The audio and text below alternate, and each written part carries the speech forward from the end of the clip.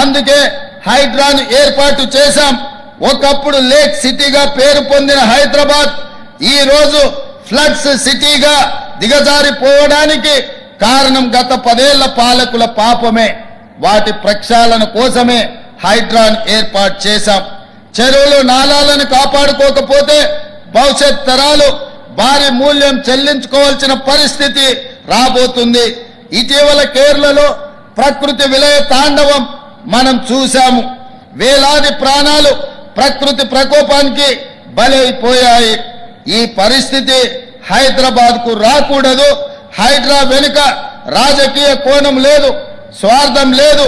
అదొక పవిత్ర కార్యం, ప్రకృతిని కాపాడుకునే యజ్ఞం. దీనికి ప్రతి ఒక్కరూ సహకరించాలి. కొందరు భూ మాఫియా వాళ్ళు పేదలను ముందు పెట్టి హైడ్రా లక్ష్యాన్ని నీరుగార్చే ప్రయత్నంలో ఉన్నారు. ఎన్ని అడ్డంకులు వచ్చినా హైడ్రా ఆగదు.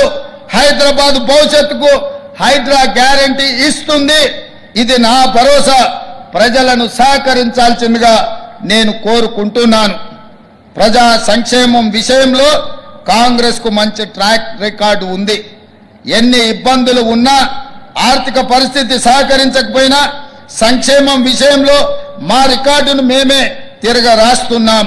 మిగులు బడ్జెట్తో రాష్ట్రాన్ని అప్పగిస్తే గత పాలకులు 10 ఏళ్ల కాలంలో కేవలం ₹1,00,000 వరకు రైతు రుణమాఫీ చేయలేకపోయారు.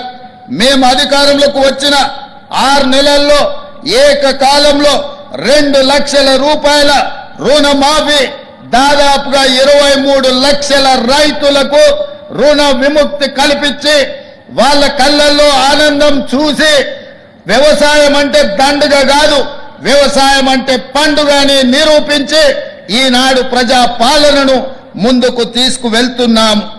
6 నెలల వ్యవధిలో 18,000 కోట్ల రూపాయలు వాళ్ళ ఖాతాలో వేయడం జరిగింది.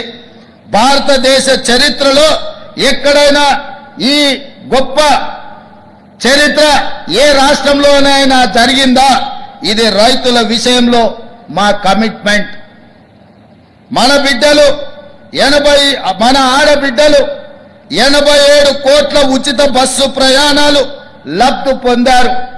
ఆర్టీసీ బస్సుల్లో ఆడబిడ్డలకు ఉచిత ప్రయాణం డిసెంబర్ 9, 2023 నాడు ప్రారంభిస్తే ఈనాటికి ఆడబిడ్డలు 87 కోట్ల మంది బస్సుల్లో ప్రయాణం చేశారు.